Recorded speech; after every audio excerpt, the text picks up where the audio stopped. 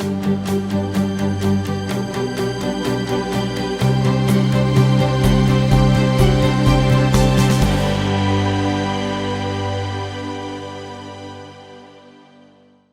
welcome back to the Menopause Movement Podcast. I'm joined today by, I want to say Dr. Sharzad, is that right? Dr. Sharzad Green, yes. Sharzad Green, yeah. Sharzad Green, who is a pharmacist who specializes in menopause. And it's exciting to have you here on the podcast. You've been doing this for about 20 years. I'm reading your CV.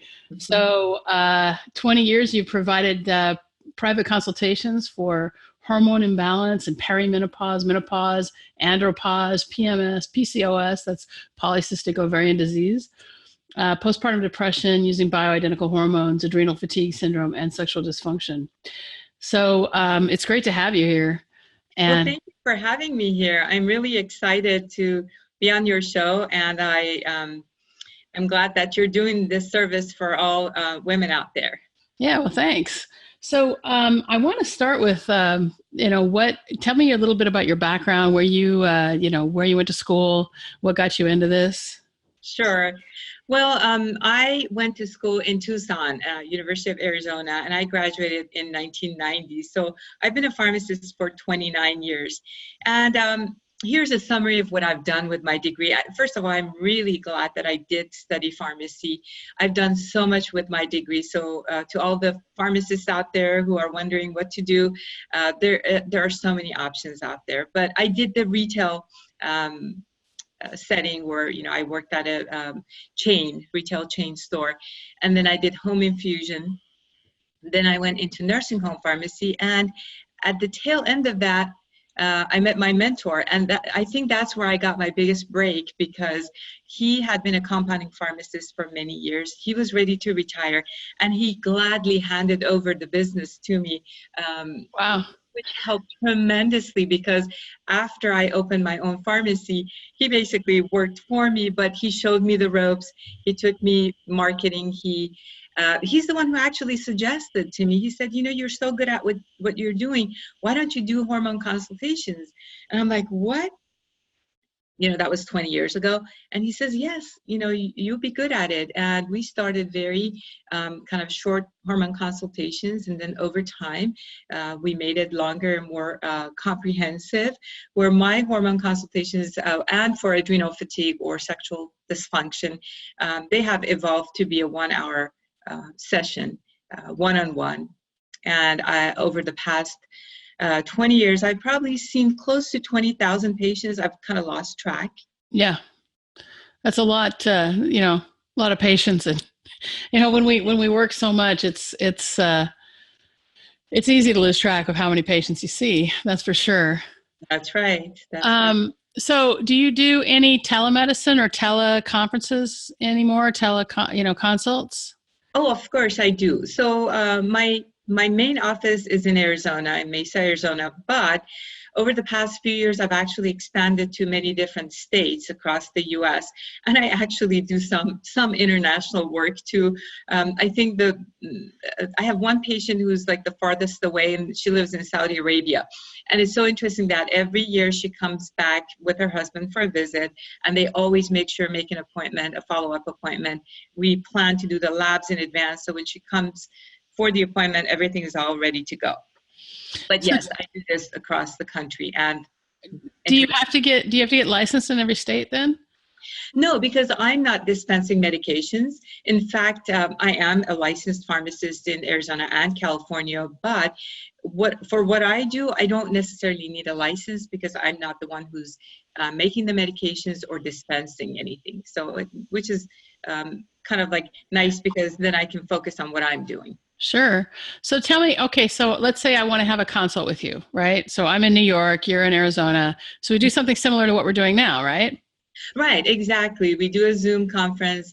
What I usually like to do is and I'm in the process of setting up a new website where patients can actually go and fill out a form and fine. But essentially, when a patient contacts me, I usually like to talk to you over the phone or through Zoom first to see if you would even benefit from my services.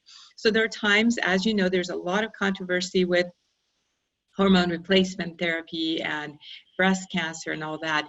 So there are times that it's not really appropriate for a patient to be on hormones.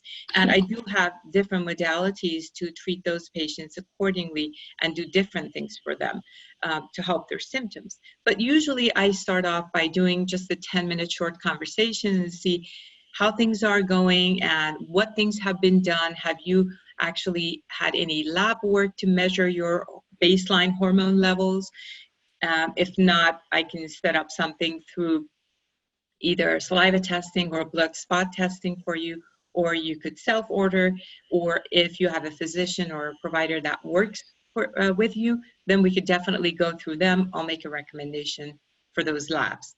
After I receive the labs and your hormone consultation, your form, then I actually set up the meeting, which is an hour. And would you like me to tell you what I do during that meeting?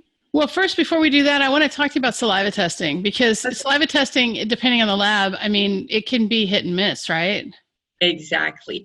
So over the past 20 years, that's the advantage of getting old, because then you try all these different things and you which one's actually better. Sure. Over the past 20 years, I've tried many different companies. And can I name the name of the company that I actually use? Okay. Yeah, sure. I use ZRT Laboratories exclusively because, and I have no affiliation with them, by the way, but I use them because over time, I started using them. I thought, well, this is too expensive.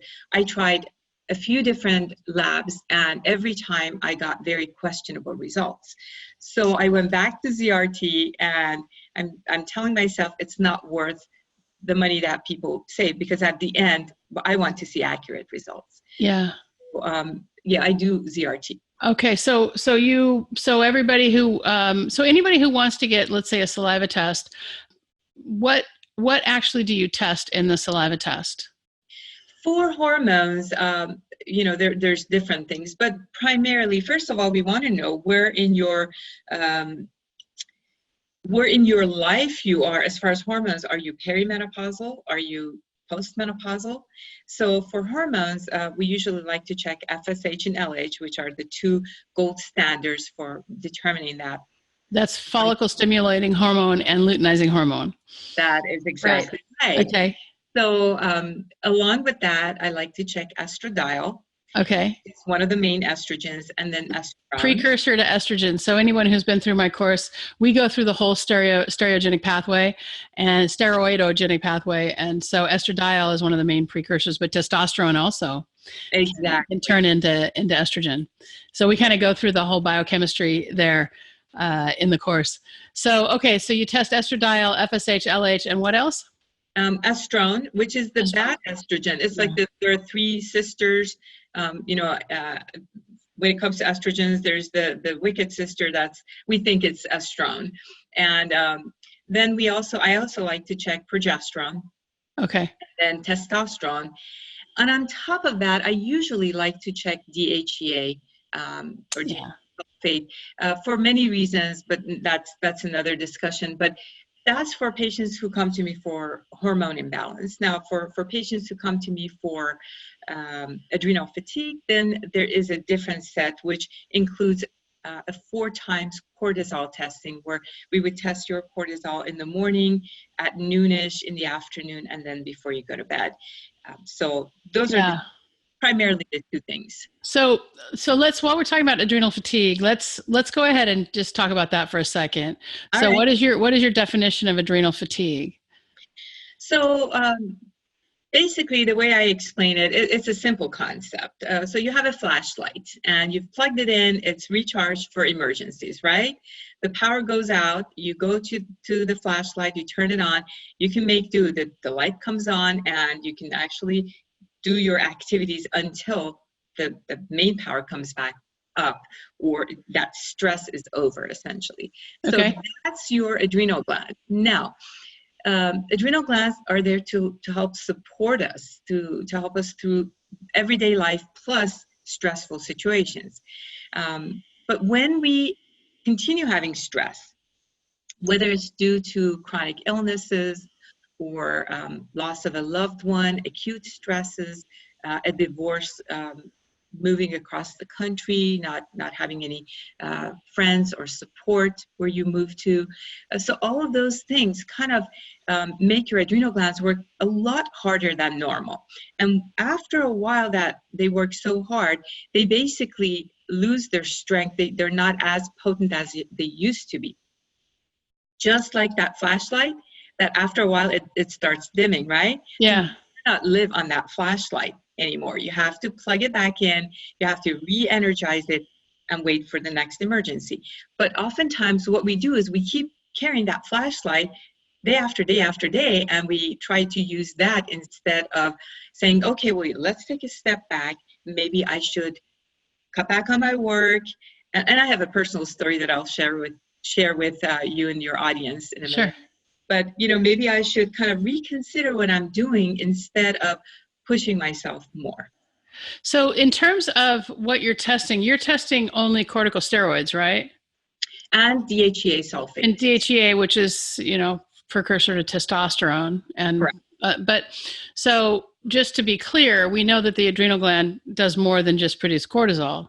Oh, right. We have the other corticosteroids, now corticosteroids and the mineral corticoids, and the mineral corticoids are the ones that maintain your blood pressure. Exactly. And so we don't usually see fatigue on the side of the mineral corticoids. It's usually on the corticosteroids. And is there a body type that you see, like when people have adrenal fatigue? Are you seeing more like belly fat or? Yes, definitely. Kind of an extended midsection. And usually, when I do the consults, it's very interesting because in this day and age, so many women come to me, and men too. By the way, I do see men as well, not as many as women. Andropause. Yes, andropause for men. So I see these people who come to me and they complain oftentimes about being fatigued and tired. Right. Insomnia, they cannot sleep at night, or they wake up multiple times. And then the belly fat, the extended midsection.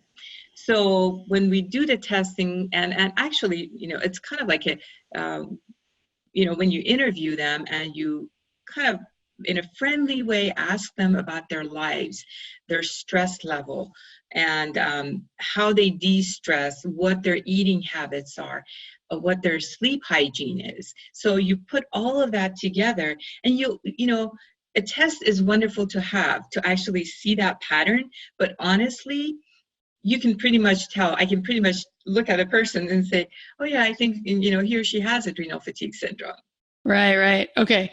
So when somebody has adrenal fatigue, so you see a little bit of, you'll see a bigger midsection, but, women who are losing estrogen also have a bigger midsection because the body's trying to hold on to estrogen, right? So, Absolutely. so one of the questions I want to ask you, we're talking about estrone. Does estrone come mostly from belly fat, or is estrone somewhere else? Well, I think it comes from fat, period, whether it's belly fat or elsewhere. And to go back a little bit, you said something that was very interesting, and you hit the nail on it, and that's the relationship between menopause and adrenal fatigue syndrome, because oftentimes they go hand in hand. When we go through menopause, when we go through hormonal changes, that's a major stressor on our bodies. Sure. And I jokingly say that, well, we don't have the luxury of dying right at menopause or after menopause when we used to, but now we don't. So we continue working. I'm postmenopausal. We continue taking care of our kids who may still be at home. We continue taking care of our aging parents. So life doesn't stop for us. So you add all these stresses on top of each other, and not only you end up with adrenal fatigue syndrome, but you also experience menopausal symptoms. So it becomes really complicated for some. Yeah. So I'm just going to use me as an example because I know myself best. So, let's say that, I'm somebody who is tried hormone replacement, didn't like it because I got a period. I wasn't going to do that anymore. Difficulty losing the belly fat, even though I exercise quite a bit. But I work at night frequently because I take call as a general surgeon, Right. and so how would you treat that? I mean, obviously you have to do the testing. So let's say the cortisol is all wacky in the four cortisol. So, how would you treat that? Would it be an adrenal supplement? Would you supplement with, because the last thing I want to do is take steroids regularly, right? Oh yeah. Yeah. And I usually don't go to steroids. Okay. I'm pretty conservative with everything that I've done. And I think that's why I've been very fortunate with my patients over the past 20 years. I haven't had any major incidences where we say, oh my gosh, we should have done it differently. I like a step-by-step approach. First of all, going back to the bleeding, I have to tell you, experience is necessary in this field. It's not just going off the books, but also your experience. When we start a woman on hormones and she gets a period, that's your body telling us it's too early. Don't give that to me yet. Okay. Huh. We have to be really careful. Either that or you're getting too much hormones. Right? Yeah. We have to be really respectful of your body. We can't just say, okay, well, everybody who's having hot flashes, come here and get this dose and everybody's going to do well. It's not a cookie cutter approach. And that's why I like compounding, because then I can actually tailor. There are patients of mine who get only 0.125 milligrams of estradiol per day topically from a cream. And then there are some women who are getting 1.25 milligrams. Right, sure. Difference. So everybody's different. Everybody's body composition is different.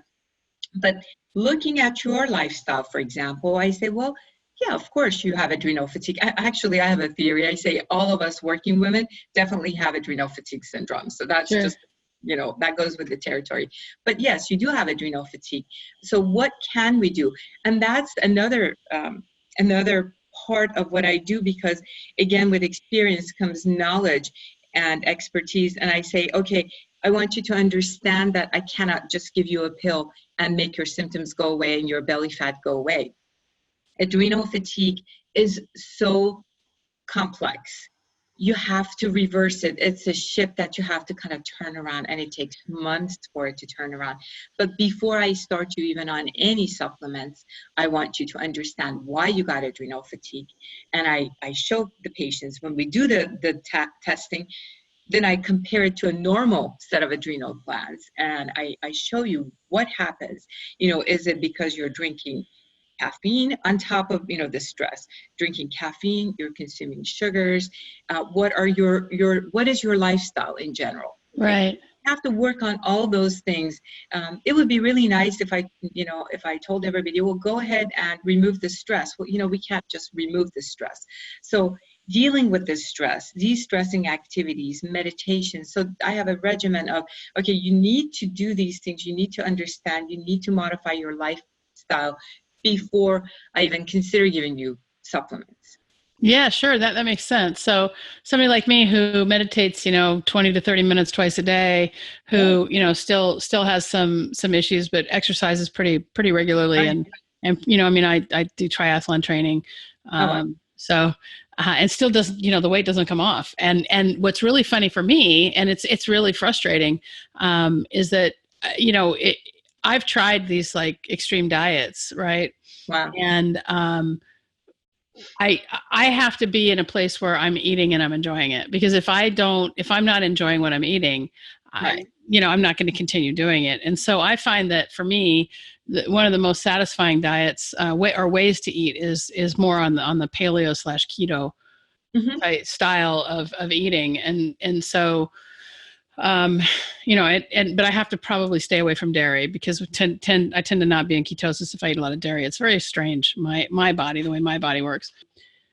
And so it's a matter of like getting my head around getting off of sugar or getting off those refined carbs and staying there. And then, as soon as I'm able to do it, my brain clears up. I don't have as many symptoms, staying off of alcohol, all that stuff. So I think a lot of our symptoms can be dealt with by our diet. Absolutely. And And then we go to, when I think we have to look at efficacy, right? And whether I don't know, because I'd have to see what my labs look like. And so maybe one of the things I can do for the audience, and we can make it like a series, I'm just thinking off the top of my head, is I can go through the tests and we can talk, maybe, we can have a few of these chats going forward, and I can just be a guinea pig, and we can broadcast it. Well, yeah, and that's the thing, because you are a real person, and you have a stressful life, and there's just no easy answers for this weight gain or difficulty losing weight situation. I go over that with my patients. I say, just like you mentioned before, yes, lack of estrogen basically signals to the brain that, oh, we've got to do something, there's no estrogen here. So the brain sends a signal to the body, says, hold on to the fatty cells because that's going to make you estrogen. So then you start ballooning up on one hand. Then we talk about your metabolism. Well, our metabolism slows down as we get older, right, whether we like it or not. And I say on average, this is my formula that I use. I say you have to, on average, reduce your calorie intake by 150 calories a day, or burn off 150 extra calories a day at the onset of menopause or perimenopause, not to lose weight, but just to maintain your weight. So the patients who come to me and they've maintained their weight, they've done a fantastic job, because usually it's the other way around. Yeah. You do anything, and then 6 months later, you've gained 20 pounds. Or more. I mean, for me, it was like 50 pounds, and it seemed like it was overnight. And I was able to drop it. I mean, I did, so I'm kind of back to where I was before I started menopause, but I'm still in a place where I'd like to drop another 50 pounds. I mean, I would love to, know. And the thing is that when I go off of eating a certain way, the weight will just pile right back on. And that's my own, thing. And so I have to, like, every time I go on vacation, it's, forget it. Yes, there's something about enjoying life too. And that's why I've never subscribed to any of the fad diets, even though they may be healthy. What I emphasize on is portion control. Of course. So that's my biggest advice to every woman out there. Yeah. Well, there's also, the technique of mindful eating that can really help as well, where, you just pay attention, you chew, you stop halfway through, you take a break, you come back, and that can really help decrease eating. But that's kind of like the European way. You were in Europe recently, right? I was there last year. Yeah. Okay. But so did you notice that? Yeah. Especially like when you go to France and try to eat a dinner in France. I mean, it's like, it's going to take 3-4 hours, and it's not that many calories. It's just like the food just keeps coming, but it's really slow, and you have conversation, and and that's kind of fun. So okay, so let's say, all right, so we've talked about adrenal fatigue. What supplements do you recommend for adrenal fatigue? Is there anything blanket that you would say, buy this, like a regular Gaia adrenal supplement off of Amazon, or would you prefer that people kind of go through the testing? And well, I prefer, if in a perfect world, I would prefer that everybody would have the testing done, so I could see what their baseline is, and then later on see what's happened. But I usually use, I don't like using, this may be very controversial what I say, but I don't like using Amazon. Just because the people who sell on Amazon, I'm sure a lot of them store the supplements properly in a cool room, and they don't keep it for too long. But oftentimes, I've got a neighbor, I think that's what gave me the idea. He opened his garage door one day, and I'm like, holy cow, there's like, stacks of all these supplements and everything sitting on a shelf. And we live in Arizona, so yeah, it's hot. The garage is like 140 degrees. Sure. So I'm thinking, so I asked him, I'm like, well, what do you do? He's like, oh, I sell things on Amazon. And I'm thinking, I will never buy another supplement from Amazon. Well, I think if you buy directly, so there is a trick to buying on Amazon. And one of the things you want to make sure is that you're buying from Amazon and not a third-party seller. Exactly. Because Amazon itself is going to store things properly. And there are, I mean, Gaia is actually a very good supplement company. Definitely. I mean, if you're going to buy a supplement from a company that's, you know, I mean, Gaia is one of the most reputable ones out there. So what I do is, I'm a pharmacist, so please forgive me if I'm really picky about supplements. That's just me. That's why we're talking. Right. So, you know, I've been blamed for being analytical, and that's one of my downfalls. But then that's also one of the best things about being a pharmacist. So for sure. So what I've done, you know, over years, I've done a lot of research, and I've looked into different supplements and different lines, and there are some good ones actually at the regular stores. But I've concluded that to put my own mind at ease and to make sure that my patients get their hands on the right supplements, I usually refer them to a website where your healthcare provider has to actually put you in the system. It's not an MLM or anything. It's just one big, it's kind of like Amazon, but for supplements only. And these are supplements that are of higher quality and only carried by healthcare providers, or your healthcare provider has to put you in the system. It's called interesting. Yes. It's called what? I'm sorry? Fullscript. Fullscript. It's Fullscript. Fullscript. And okay. Fullscript, they've got over 200 or 300 different brands of supplements, and each brand actually has got, I don't know, 100 or 200 different things, you know, from fish oil to adrenal fatigue to vitamin B, you know, sure, calcium, whatever. So from that, then I have my own favorites that I recommend to patients. And that's made my life so much easier, because then the patients can actually order from Fullscript after, you know, I put them in the system, or there's a link that I could give to patients so they can go directly to. But they go and they see my recommendations. I have Dr. Green's favorite, you know, supplements. So patients right. have to go through 10,000 different things. But there are things that I like. I go on the more conservative side. So I usually recommend Adrenotone, for example, or Adaptogen, which, you know, they're very mild supplements. I don't like Glandulars. Now, for those of you, all right, so let's back up for a second. Okay. Let's define what an adaptogen is, because you know the audience is you know really you know at a basic level, so we want to make sure that they understand everything we're talking about. Okay, fair. So adaptogens are basically herbs that help your body cope with this stress. They allow your body to kind of handle things in a better way. The things that are adaptogens are things like ashwagandha, which is right. a herb. There's holy basil, another herb. Eleuthero is the other one. So there are multiple ones. What about wild yam? Okay, so wild yam. It's a phytoestrogen, right? It is. Yeah. It's a phyto. Well, and it's more progestogenic than estrogenic. Okay. But I am not aware that wild yam is necessarily an adaptogen per se. Okay. So, but I like things that are very. So wild yam is progesterone in it. Say it. Progesterone. Yeah, it's got progesterone in it. Yes. Yeah. Or at least it turns into progesterone, correct. Okay, all right. And we were talking about adaptogens, so we talked about that. And then you've got Fullscript, right? And so you put people in Fullscript to get that. Mm-hmm. And then, okay, so let's just move on from there. So when I refer patients to Fullscript, they can see specific recommendations for certain adaptogen. There's also other things that I usually recommend for them to take, such as a good B complex, vitamin C. So there's like a kind of like a list of things that I usually recommend for people who want to be treated for adrenal fatigue.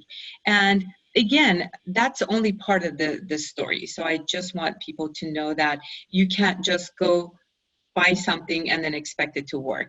Oh, we were going to start talking about things, adaptogens, or not adaptogens, but adrenal fatigue supplements. Right.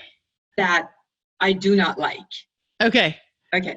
So there are certain supplements that I don't like for adrenal fatigue. And they're the ones who are glandular. So what does that mean? That's right. Basically, for example, your thyroid gland or your adrenal glands. So the glandulars are basically made of desiccated or powdered, the dry powdered form of that gland that's in a cow's body or in a pig's body. So they take the adrenal glands from the pigs, they dry them out, and then they make them into powder, and then they put them in a capsule and give it to you. And that's the way they're saying they're supporting your adrenal glands. I don't believe in that. In fact, I don't believe much in glandulars because they could actually cause more autoimmune reactions than helping you. Plus, we don't want to cause a havoc in our bodies. We want things to slowly turn around and get better. Sure. So just talk about the glandulars for a second, because Armour Thyroid is really popular. I actually take Armour Thyroid. I was taking Synthroid, and we switched it over to Armour Thyroid, and my dose went down. I felt better. So, right. I mean, I have Hashimoto's, so. You do have Hashimoto's? Yeah, well, that's what I was diagnosed with. But when I changed my diet, my dose went way down, and I still sometimes feel palpitations. So I might be able to reduce my dose again. And you're right. So when we talk about autoimmune disorders, that's when I get very picky about glandulars. And that's the reason I tell people in general, I don't like glandulars, because I don't know who has autoimmune disorder, who doesn't. And I'm really glad that Armour has worked for you. We do a ton of Armour Thyroid, and we do a lot of custom compounded T3, T4 as well in the compounding pharmacy that I'm at. For some people it works, but in general, for people who have autoimmune disorders, you have to be really careful, because it could actually backfire, and it could actually raise your antibodies. Okay. That would impact your thyroid gland. Okay. And do you see sometimes that like all of the immune markers go up when they take glandulars, or from some desiccated other animal? Yes, I've seen that. That's why I hesitate. Sure. Giving glandulars to a lot of my patients with autoimmune disorder. Yeah, no, that makes sense. So an autoimmune disorder, just for the people who are watching, is something where your body kind of eats itself. So something like Hashimoto's thyroiditis, which I have had, and that I was diagnosed with that about 15 years ago. Something like a lupus or rheumatoid arthritis. What other things I'm trying to think about, Crohn's disease. But, I'm just amazed, how much your diet affects your autoimmune disorder. So it's not just one thing. That's, the glandulars are only part of the deal. But if you clean up your diet, you may see a great improvement in how you feel. Yeah, and one thing that is really important that people don't, it's just not getting through. I mean, I just had a Facebook discussion about this with somebody I grew up with, and was talking about vegetable oils. And how manufactured oils are poisonous and increase inflammation in our bodies. And that's including sunflower, safflower, rapeseed, cottonseed, canola. All of those oils are manufactured to stay liquid at room temperature when they want to be a plastic. And learning that and getting rid of those, I read Kate Shanahan's book, Deep Nutrition. And that was one of it was like a hallmark moment for me in terms of learning about nutrition and what's best. And then, the argument back from the Facebook friend was, well, what about, toxins that, are just in the air and stuff like that. And I'm like, well, we can't control those, but we can control what we choose to put in our body, and if you like French fries, or chips, like they like to say in the UK and Australia, when they're fried in those toxic oils, even after one heating, the carcinogenic potential of that oil goes up like to here. And so that really affects all of inflammation markers across your body. Right. I wish people would pay more attention to that. What was the name of the book that you mentioned again? Oh, it's Deep Nutrition by Dr. Kate Shanahan, Cate. And she was the nutritionist, or she's a doctor, but she was the nutrition consultant for the Los Angeles Lakers for a long time. And her big thing is she's got, there's 4 pillars of human nutrition, and it's, meat on the bone, the nasty bits, fresh vegetables, and I don't remember all of it, but you want to make sure that you're eating, bone broth, and sometimes you want to eat, organ meat, which people find really disgusting. But if it's done right, it can be very, very flavorful and better even than a steak. Right. And then meat that's on the bone, because that's how we were raised. And it's funny because the vegans will argue, well, we don't have the right kind of teeth, like a carnivore, right? Right. You don't have teeth that rip flesh while it's live and that sort of thing. And it's because we are more advanced. We cook our food. It's, so it's funny to see that. And now, I mean, the whole argument was around this manufactured vegan meat product that's yeah, I've heard about that. And apparently it tastes very similar to beef, and you can turn it into hamburgers and whatnot. But it's, I haven't looked at the ingredients list, but I'm sure it's this long.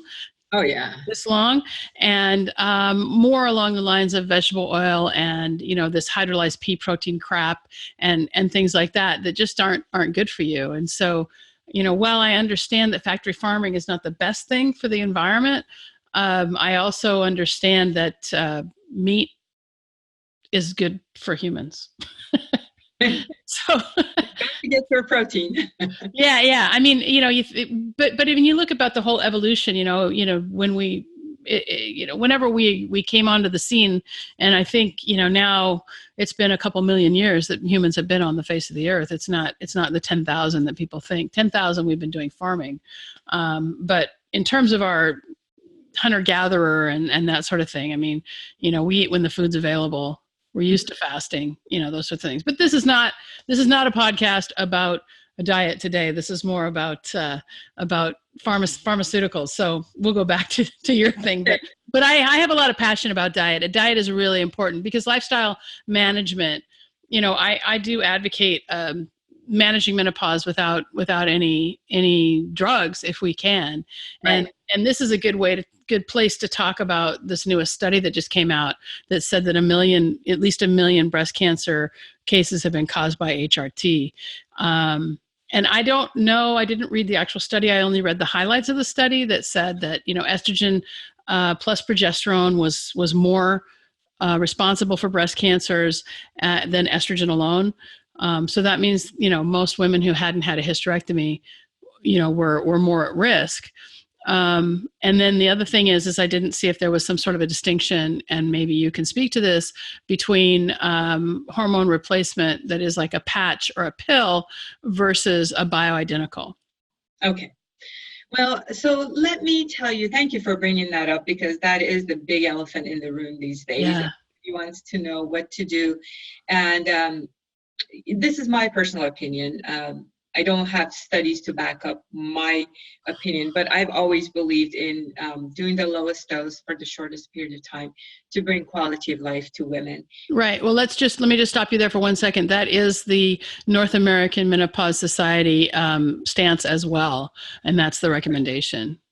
Correct. But, I had that thought or, guideline before NAMS mentioned it, and even after NAMS mentioned, because this is the deal. Every other year almost, another big study comes out, another big finding shows that they're good or they're not good. It causes breast cancer, it causes blood clots, heart attacks, and strokes. We never know.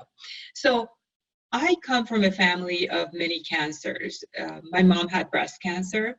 That was about 22 years ago. That's how I got into what I do, actually. Bioidentical hormones. She had taken the commercially available estrogen that was derived from horses with synthetic progesterone, which is actually progestin. I want to distinguish between those two. So there's progesterone and then there's progestin.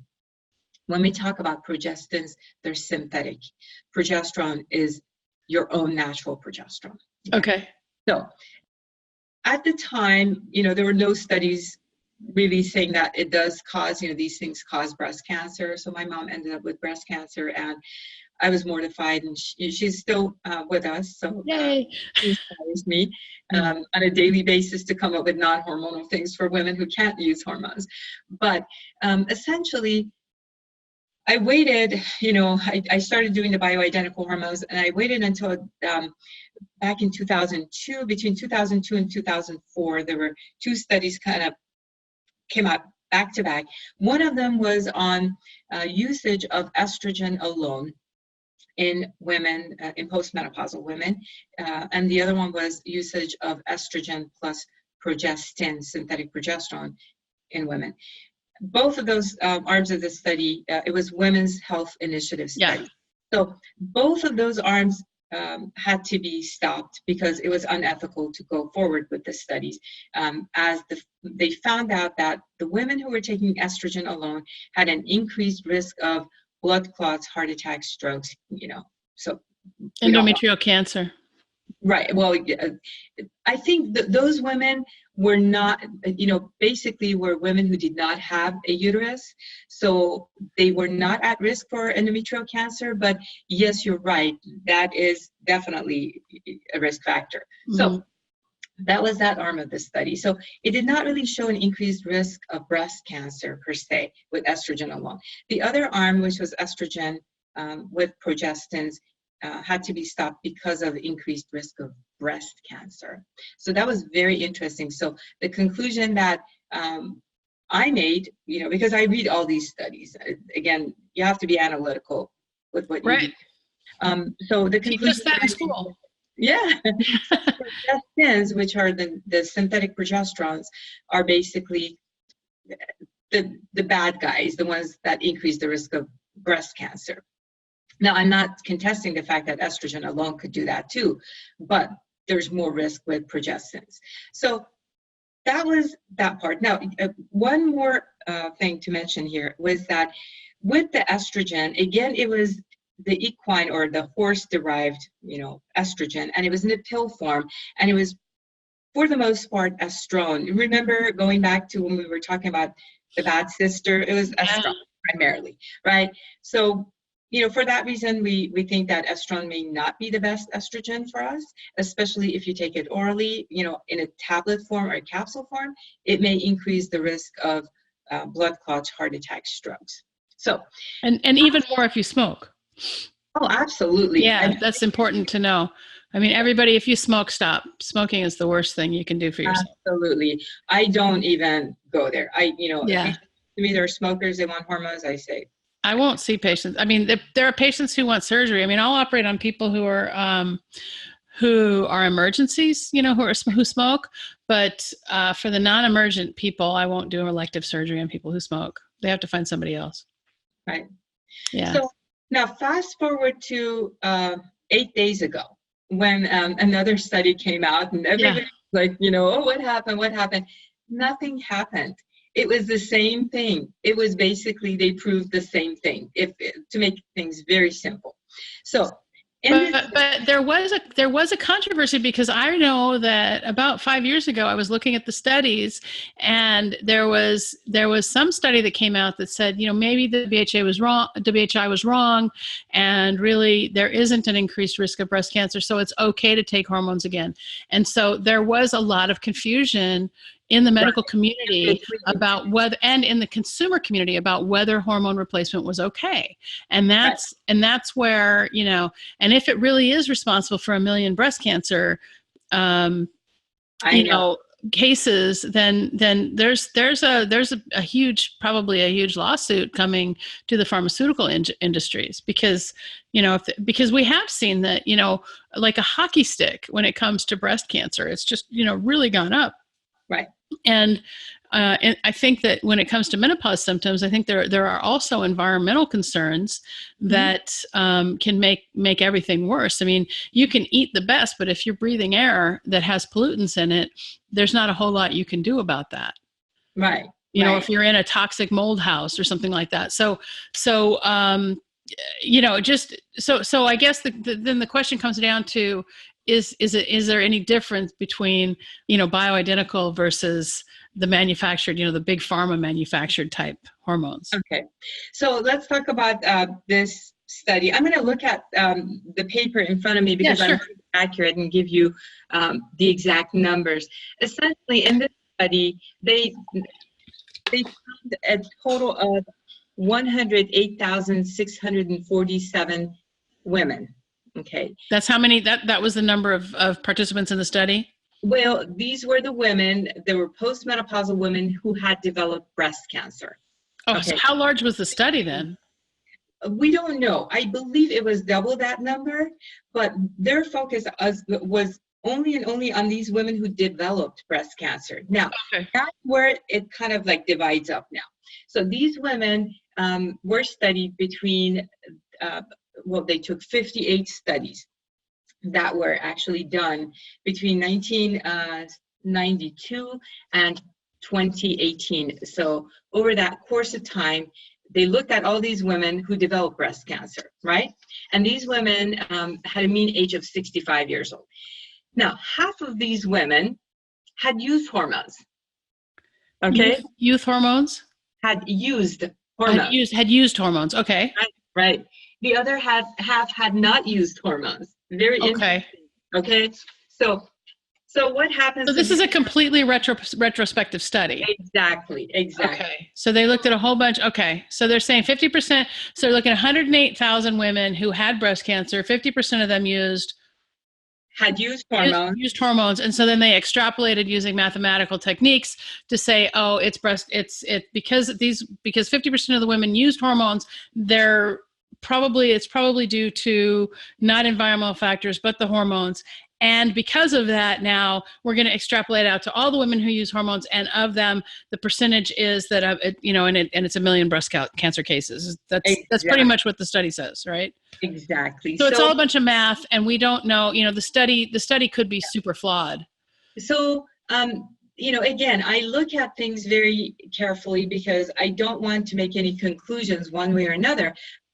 But one thing that we know is that 50% of these women had not used hormones. So what was the contributing factor? But let's look at the ones who did develop breast cancer and they had used hormones. So I'm going to give you some statistics here.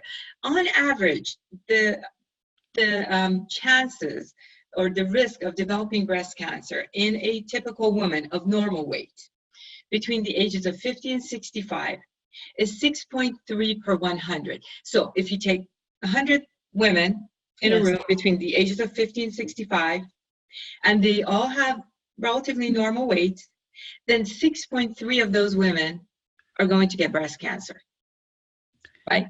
So that's the baseline. That's what we're comparing the rest of the study with. All right. So then they estimated that in women who had used hormones for 5 years, this is what happened. If they'd used estrogen and progestogens, and I'm going to explain to you what that is. If they had used the combination of those two for 5 years, every day with no break, that increased the risk to basically 2 per 100 women. So by 2 per 100 women. So it increased it from 6.3 to 8.3. Right. Okay. Now, what are progestogens? Progestogens are essentially progesterone, which could be natural or bioidentical, going back to what you were asking, and it could be the synthetic ones. I really dug through that study to find out exactly how many women had used natural progesterone. There was a mention of micronized natural progesterone, but there was no numbers. There's very few, but I don't know how many.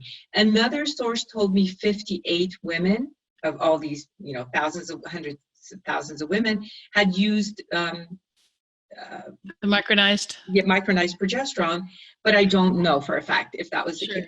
So we lumped all of them together, and these were both the topical, estrogen, the patches and creams, and the oral estrogens. Okay, so that was that part of it. Then they had another group of women whose risk went up by less than 2%. So it went up by 1.4. And that was the group of women who took the estrogen every day of the month, every day of the year for 5 years. But the progestogen part of it was cyclical. So they probably took 2 weeks on, 1 week off, or 2 weeks on, 2 weeks off. that type of thing. That one increased the risk of breast cancer by a little bit less than taking it every day. Right. The third part of the study was women who took only estrogen and no progesterone. So these women, I assume, did not have a uterus. They were not, they didn't need progesterone. So only estrogen for 5 years, that increased the risk of breast cancer by 0.5%. So right. So it's a lot less. So we think that the breast cancer is maybe related to the progestins or the yes, right. Progestins. So the question that I have, and I think that probably my listeners will have, is that, many of us took birth control right for years and years. So where does birth control fit in this whole study? I mean, is it similar? Is it not? Is there risk, to breast cancer because of the use of birth control? Yes, birth control pills were included in this study. Okay. So when we talk about those women who took it non-cyclical or cyclical, basically meaning 3 weeks on, 1 week off, they were primarily the birth control arm. I see. Okay. Yeah. So even if they weren't menopausal, if they took birth control at some point in their life, they may have a higher risk of breast cancer. The thing is that these women were primarily 50 to 65 years of age. I think it would be really interesting to see if we could do some sort of retrospective study. Now, I don't know, if this is even possible, but to see if, rather than environmental issues being the cause of breast cancer, maybe it's the birth control pill. Oh yeah. That's a big risk in my opinion. Yeah. I tell you, when you talk about environmental factors, you are so right. So as I'm doing this research and I'm like paying real attention to the numbers, I come across the most interesting things. So in this day and age, a lot of women are into drinking wine, a glass of wine every night with dinner or something. But very interesting, because just drinking alcohol alone increases your risk of breast cancer tremendously. Women who have, this is based on American Cancer Society, women who have 3 alcoholic drinks per week have a 15% higher risk of breast cancer. So that's higher than even taking hormones. So maybe alcohol is the reason. So, I think at the bottom line is we still don't know. And maybe hormones are to blame. Maybe they aren't. A lot of people can't take hormones because they have a family history of breast cancer, or because they don't want to, or they've got other sorts of issues, blood clotting, or that sort of thing, history of pulmonary embolism, or history of some sort of deep vein thrombosis. Right. And so in those cases, then, we advocate lifestyle. So, so we're coming to the end of our time. I don't want to take it out too much longer. So I'd like to have you back. And maybe we can do this, regularly, but one of the things I'd like to do is maybe I can just become a guinea pig, and we can kind of go through a consultation and do all that, on the podcast, and hopefully increase your patient base as well. Great. As we go. Me too. I'd be happy.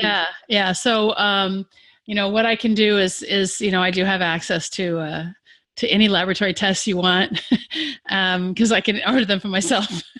That's right. And then if you can let me know what labs you want me to order, and then I can send off the saliva, and we can maybe, I think that if the viewers are interested, we could certainly do that, and we can see what it's like. Now, in the meantime, where can people find you? The best way to get a hold of me right now, because my website is under construction, is to email me at AZ, like Arizona, or hormone-helpers@hotmail.com. Okay, so it's azhormonehelpers@hotmail.com. And then I want to have you back to talk about women's sexual health, because I know you have a product that you've developed for vaginal dryness. And if you want to just talk about that really briefly, and then we'll spend some more time talking about sexual health on our next talk. So my mom had breast cancer, and I told you we have these discussions. What are you going to do for those of us who can't use hormones? And I developed FabuVag based on a study that showed the ingredient in it actually helps with vaginal dryness and atrophy, and also sexual functions. So it's available online if anybody cares to take a look at it. Fabuvag, F-A-B-U-V-A-G, just like fabulous vagina. Yeah, Fabuvag, and is that .com? Yes, fabuvag.com. All right, great. Okay, well, Dr. Green, thanks so much for joining us in the podcast this time, and we're definitely going to have you back soon. Thank you. It's been my pleasure.